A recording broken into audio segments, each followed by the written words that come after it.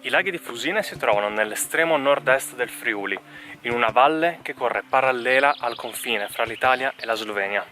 Sono due laghi di origine glaciale, il lago superiore e il lago inferiore. L'area dei laghi è un parco naturale dal 1971. Onestamente è veramente un luogo quasi fiabesco, potremmo definirlo.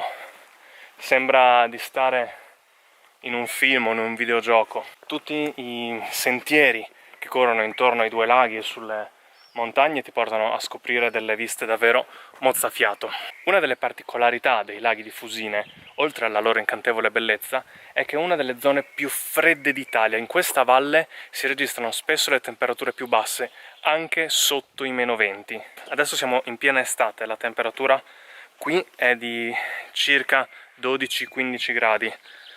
L'umidità si fa un po' sentire, ma è facilmente sopportabile. Ma questi laghi non sono belli solo d'estate, sono incredibili anche d'inverno. Infatti spero di riuscire a riportarvi quest'inverno qui. Per ora, come sempre, andiamo a scoprire questi laghi.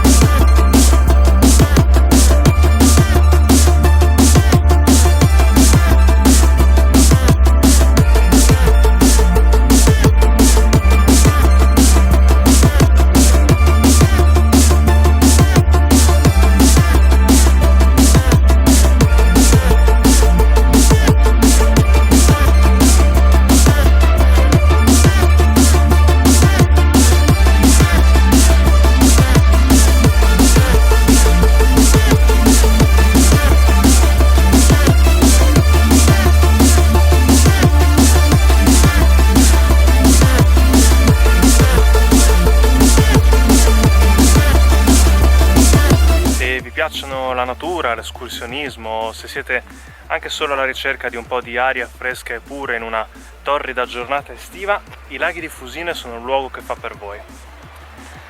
Spero che questo video vi sia piaciuto. Come al solito, se avete altri luoghi da consigliarmi o che volete vedere, commentate e fatemelo sapere. Per il resto, guardate che panorama. Noi ci vediamo.